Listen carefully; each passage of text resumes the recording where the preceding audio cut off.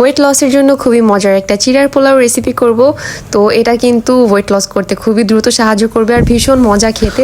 আমি এখানে একটা হলুদ ফুলকপি নিয়েছি। তো হলুদ ফুলকপি কিন্তু আমাদের স্বাস্থ্যের জন্য, স্কিনের জন্য অনেক ভালো। যেমন স্কিনের গ্লো বাড়াতে সাহায্য করে, কারণ এটাতে বিটা ক্যারোটিন আছে, ভিটামিন সি আছে, অ্যান্টিঅক্সিডেন্ট আছে, যা হচ্ছে শরীরের টক্সিন কমাতে সাহায্য করে। আর ডায়েটের জন্য বিশেষ করে অনেক ভালো, কারণ এটাতে কম ক্যালোরি, ফ্যাট প্রায় নেই, পেট ভরা রাখে, তাই বারবার খিদে লাগে না, ওজন কমানোর জন্য একদম নিরাপদ।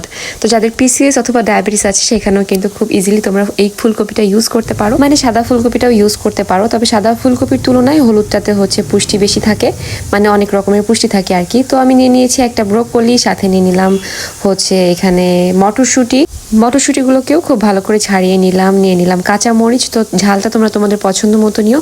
আর ধনিয়া পাতা কুচি করে নিলাম। তারপর নিয়ে নিয়েছি এখানে চিকেনের ভেতর দিলাম হলুদ, মরিচ, ধনিয়া, জিরার গুঁড়ো, সাথে দিয়ে দিলাম আদা রসুনের পেস্ট। আর এখানে আদার থেকে রসুনের পরিমাণটা একটু বেশি ছিল।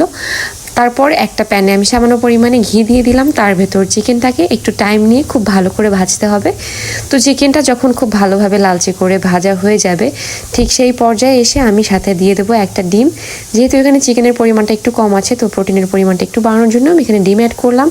দিয়ে দিলাম সামান্য পরিমাণে লবণ। আর ডিমটা দেওয়ার কারণে না টেস্টটা একদমই অন্যরকম হয়ে যাবে। তারপর আবার একটুখানি ঘি দিলাম, দিয়ে তার ভেতরে সেই কেটে রাখা ব্রোকলি, ফুলকপি সব কিছু একসাথে দিয়ে দিলাম। এবার খুব ভালো করে আমি ভেজে নিচ্ছি। আর এই ব্রোকলি ফুলকপিগুলো আমি কিন্তু খুব মিহি করে কেটেছি। তো তার ভেতর দিয়ে দিলাম হচ্ছে লবণ, ধনিয়া গুঁড়ো, জিরা গুঁড়ো, আর দিয়েছিলাম সামান্য পরিমাণে গোলমরিচের গুঁড়ো।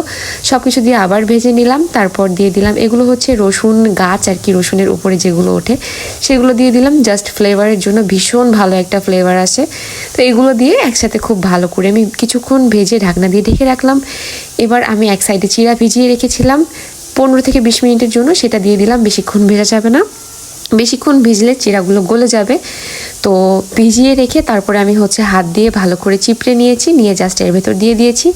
আর দিয়ে দিলাম পরিমাণ মতো লবণ। তারপরে আর বেশিক্ষণ ভাজবো না, চুলাটা অফ করে দিলাম।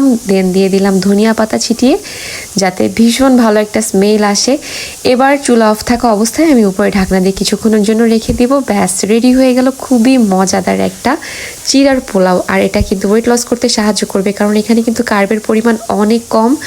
আর চিড়াও আমাদের ওয়েট লস করতে ভীষণ সাহায্য করে, আর যেহেতু এখানে কম পরিমাণে আছে।